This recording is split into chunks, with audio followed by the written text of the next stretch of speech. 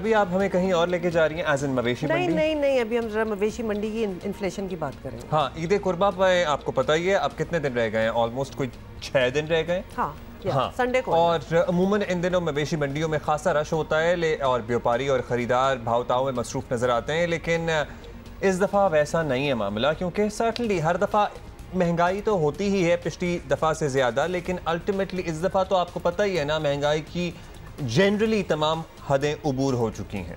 It's very true.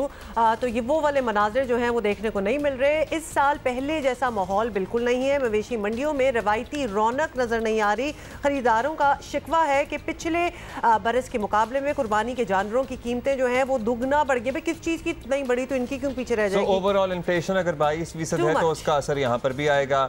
Literally जानवर अगर आप ले भी आएँ तो उसका चारा अगर दिन में आप 250-300 का पर जानवर अगर आप आ जाता था पहले, तो अब उससे मामला तजावुज़ कर गया है। बड़े और छोटे जानवर पे वेरी करता है। एंड अब्दुल्ला, आपका अपना भी एक्सपीरियंस है और बहुत से लोग यही कह रहे हैं कि घंटों मवेशी मंडी में हम घूम के ख्वारी करके आ जाते हैं लेकिन जानवर कोई नहीं मिलता, बिकॉज इट्स वेरी एक्सपेंसिव। वो पता ही चल रहा है, बहुत ज़्यादा नज़र भी आ रहा है। तो ये सिलसिला जी हर जगह है। हमें ज्वाइन किया शाकिर गुजर साहब ने, जो कि प्रेसिडेंट कैटल फार्मर्स एसोसिएशन।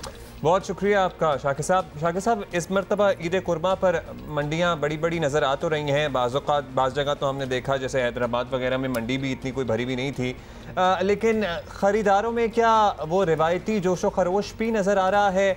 आवाम सर्टनली हर साल ही शिकवा करते हैं कि महंगाई है, लेकिन इस मरतबा तो महंगाई भी इंतहा की है ना, और कीमतें क्या दुगनी क्या तिगनी हो गई हैं। आपका क्या एनालिसिस है पूरी सूरत हाल पर? असल में जी सबसे पहले तो बहुत शुक्रिया आपका कि हमारा मौक़िफ़ लेने के लिए आपने हमें बुलाया।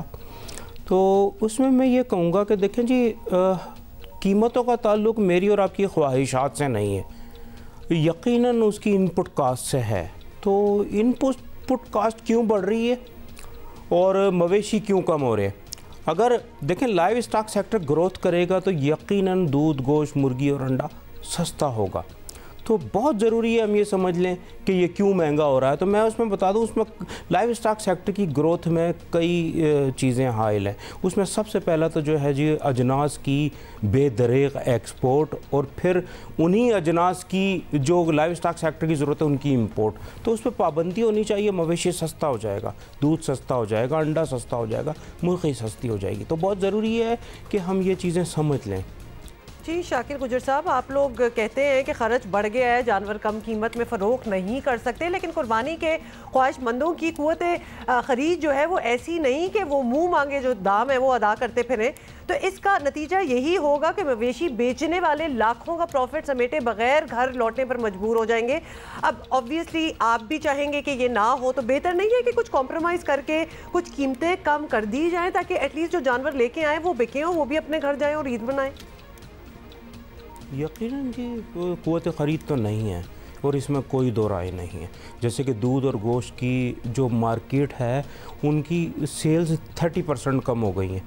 तो यकीनन आपको ये भी समझना होगा कि मवेशियों की बेतहाशा नस्ल कुशी की जा रही है और करीबन 35 लाख से ज़ायद मवेशी मुल्क भर में स्लाटर कर दिए जाते हैं दूध देने वाले, और उनके डे ओल्ड कटड़े कटड़ियाँ। तो ये तो वफाकी गवर्नमेंट की पॉलिसीज़ हैं, जैसे अजनास की एक्सपोर्ट, मवेशियों की नस्ल कुशी की बजाय नस्ल कशी की जाए, उन्हें पालने पे गौर किया जाए ताकि मवेशी सस्ते हों।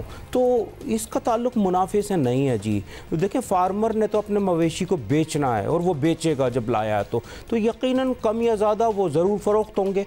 तो मैं ये समझता हूँ कि हमें लाइव स्टॉक सेक्टर की ग्रोथ में हाइल रुकावटों को दूर करना होगा ताकि हमारे मवेशी सस्ते हों, ताकि आपको दूध और गोश्त सस्ता मिल सके।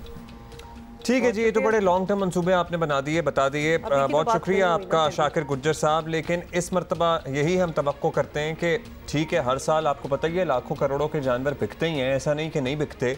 इस मरतबा भी अल्टीमेटली बिकेंगे ही, लेकिन थोड़ा सा हमें अपने इर्द गिर्द अपने जैसे लोगों का भी ख्याल करना चाहिए। आपकी मजबूरियाँ अपनी जगह, हम व्यापारी हजरात की बात कर रहे हैं, और अगर वो प्रॉफिट मार्जिन थोड़ा सा कम होना भी पड़े तो करना तो पड़ेगा ना हर किसी के। जैसे कि आप एक्नॉलेज कर रहे हैं कि हर किसी के हालात सेम टू सेम ही हुए हैं, तो फिर प्रॉफिट को भी थोड़ा सा कम होना पड़ेगा।